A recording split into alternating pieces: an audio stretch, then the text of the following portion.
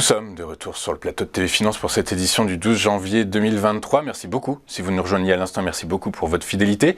Et comme convenu, je suis en plateau avec la chef économiste de Citi, Dorothée Rouzet. Bonjour Dorothée. Bonjour. Bonjour, merci beaucoup Dorothée d'avoir accepté notre invitation. Je rappelle donc que vous êtes chef économiste de Citi, chef économiste France. Dorothée, est-ce que l'on peut supposer que l'environnement macro de fin 2022 va se transposer à 2023 ?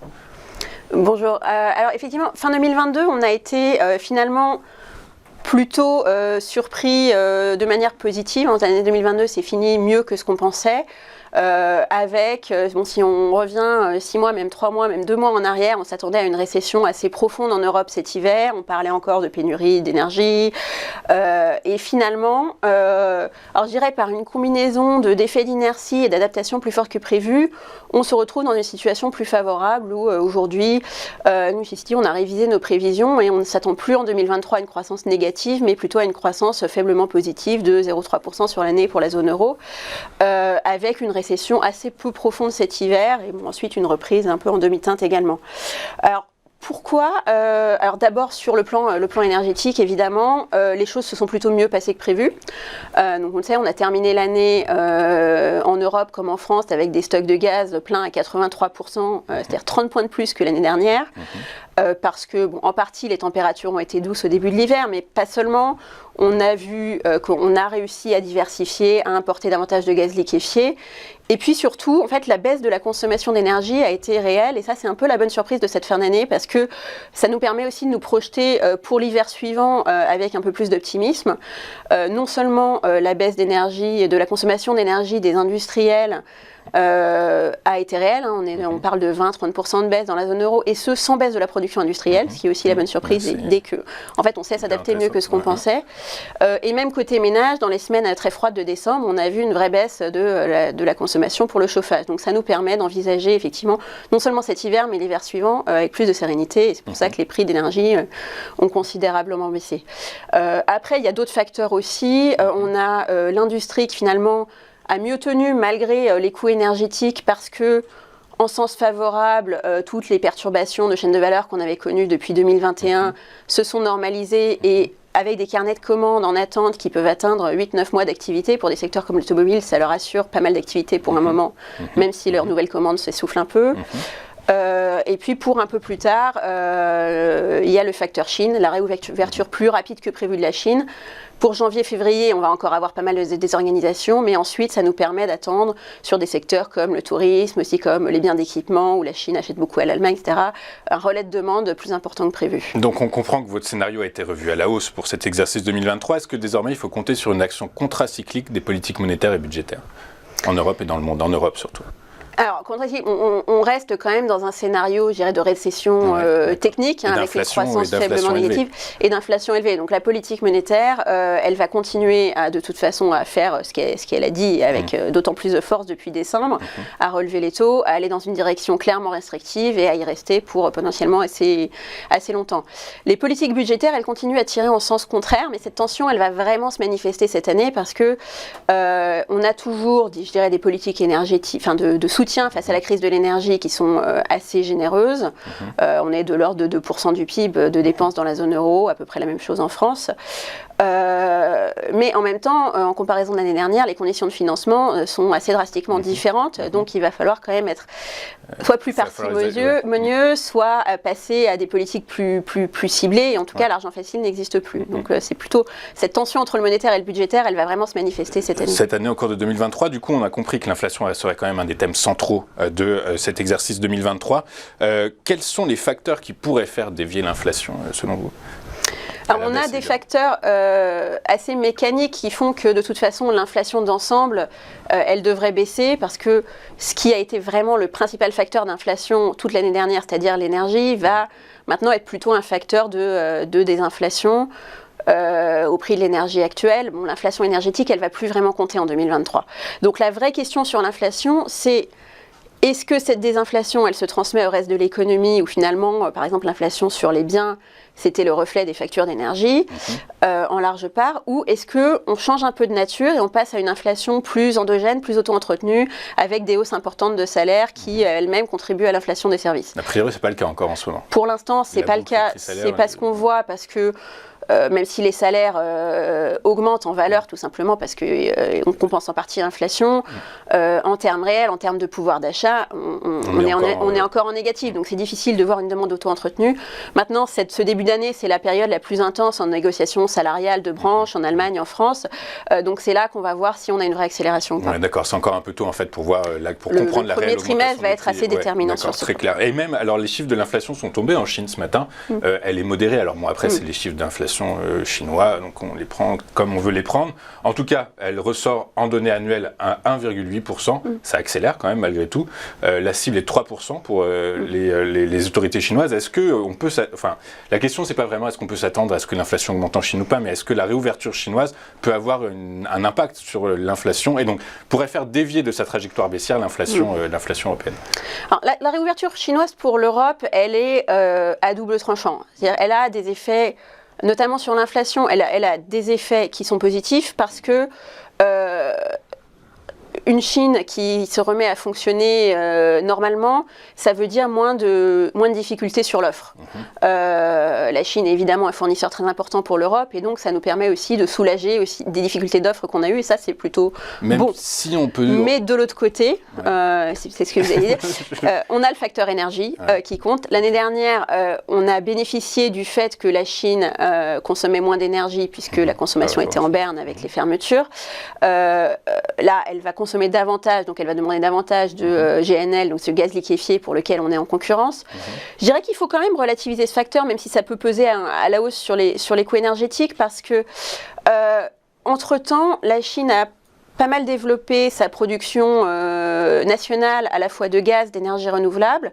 Elle importe aussi davantage par pipeline depuis la Russie, pour être réaliste. Et donc, en fait, sa consommation de gaz liquéfié, donc la partie pour laquelle on est en concurrence, elle va forcément remonter avec la consommation chinoise, mais sans atteindre les pics qu'elle a pu avoir en 2021. Donc ça sera un effet probablement significatif, mais très clair. Du coup, si on est en concurrence, on va se battre sur les prix. Du coup, ça va tirer mécaniquement les prix vers le haut, a priori, du GNL. Ça devrait, mais sans aller jusqu'à des questions, jusqu'au retour de questions de pénurie, de manque.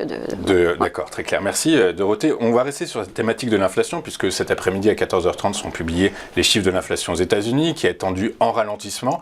Est-ce que c'est aussi également votre scénario ? Alors on attend effectivement un chiffre d'inflation qui serait une poursuite du ralentissement des derniers mois, avec une inflation core qui serait à 0,3% en décembre. Le mois en décembre. Après, ce qui va vraiment compter, c'est pas tant ce chiffre que ce que les détails derrière nous révèlent sur la dynamique de l'inflation. Et là, on a des effets, je dirais, un peu plus contrastés. On s'attend par exemple sur les biens, on devrait avoir une baisse parce que les prix des véhicules d'occasion devraient baisser. C'est pas forcément révélateur d'une vraie dynamique intrinsèque. En revanche, ce qui est vraiment scruté notamment par la Fed, c'est le prix des services, en particulier le composante non-shelter services, c'est-à-dire les services hors logement.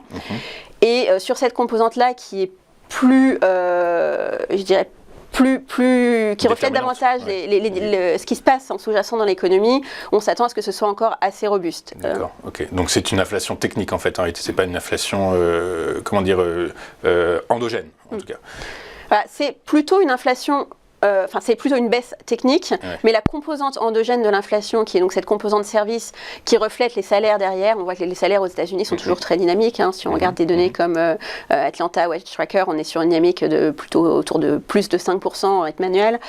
Et c'est ça que la Fed regarde vraiment pour savoir si cette inflation ou cette dynamique entre la demande, la consommation, l'inflation, les salaires est en train de ralentir ou pas. Et là, on voit assez peu de ralentissement, ce qui pour nous va garder la Fed quand même dans une perspective assez restrictive. Assez restrictive. Du coup, alors c'est bien ce que vous nous dites, puisque les marchés financiers prévoient près de 2 baisses de taux directeurs cette année de la Fed, ce que la Fed n'a pas confirmé, n'a même pas communiqué là-dessus. Du coup, vous nous dites également que vous n'êtes pas du côté des marchés, a priori sur ce facteur-là, sur cette question. Vous êtes plutôt, vous ne pensez pas vous n'anticipez pas de baisse de taux directeur de la part de la Fed cette année? je dirais, en comparaison, on est plus prudent à la fois sur le ralentissement du rythme des hausses et sur les baisses. Et quand on regarde le discours de Powell, on a l'impression que la Fed commence à être aussi un peu frustrée du fait qu'un discours qui est finalement assez dur, assez agressif, il met l'accent sur cette composante de service dont je parlais, sur les salaires, sur le marché du travail qui reste extrêmement tendu, ne se transmet pas du tout aux conditions financières parce qu'au fond, le marché a une interprétation différente. Donc pour nous, ça va le garder plutôt une dynamique rockish, une dynamique dure, avec pour nous une hausse qui serait plutôt de 50 points de base en février, ce qui est au-dessus de ce qu'attend le marché. Et les baisses de taux interviendraient plutôt plus tard. Alors il y a eu peut-être une fin 2023, mais plutôt 2024. D'accord, très clair. Merci. On va rester sur ces questions de banque centrale avec la BCE, avec M. Villeroy de Galhau qui nous a expliqué hier que les hausses de taux de la BCE allaient être des hausses pragmatiques. Ça veut dire quoi, des hausses pragmatiques ? Alors, pragmatisme, c'est effectivement, c'est un peu difficile à interpréter en soi. Je dirais qu'il y a deux manières de voir qu'est-ce que le pragmatisme dans une BCE qui est dans son cycle de durcissement. La première, c'est en termes de méthode, et la deuxième, c'est en termes de fond. En termes de méthode, la question, c'est toujours à quel point on se garde de la flexibilité ou à quel point on donne de la visibilité. Et on a vu cette tension dans le discours de Lagarde à la réunion de décembre qui nous disait, en gros, on va augmenter les taux de 50 points de base aux 2 prochaines réunions, mais c'est pas de la forward guidance. C'est difficile à comprendre. Ouais, qu'est-ce que ça veut dire si pourquoi elle le dit alors ils ont cette tension parce que, normalement, le discours de la BCE maintenant est plutôt celui de... on se fie sur les données, on regarde les données meeting après meeting et on décide à chaque meeting.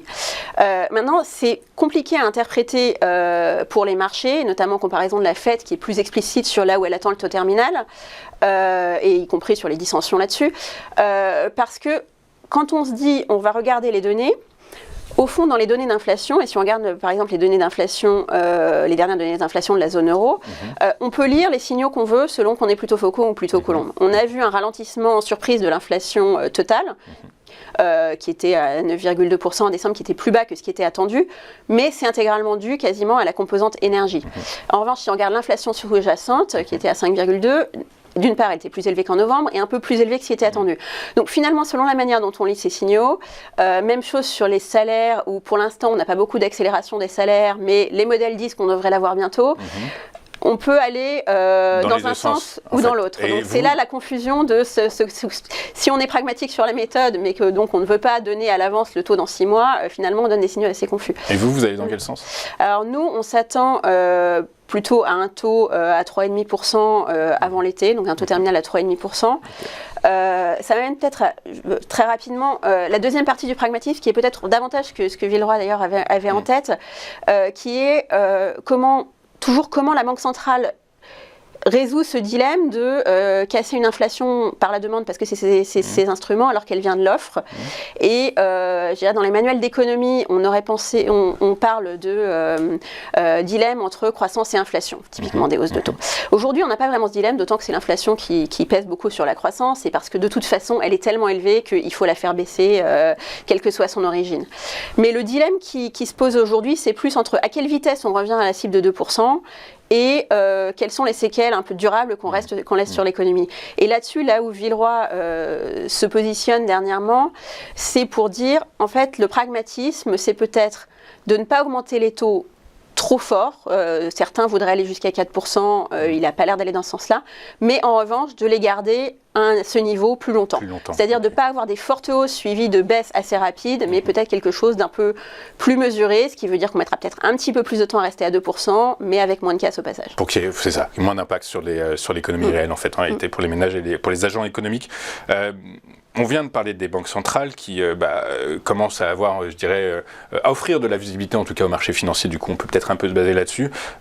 Les spreads des obligations, on pense notamment aux 10 ans allemands, aux 10 ans italiens, se resserrent. Est-ce que l'on peut dire que 2023 sera l'année du marché obligataire, selon vous ?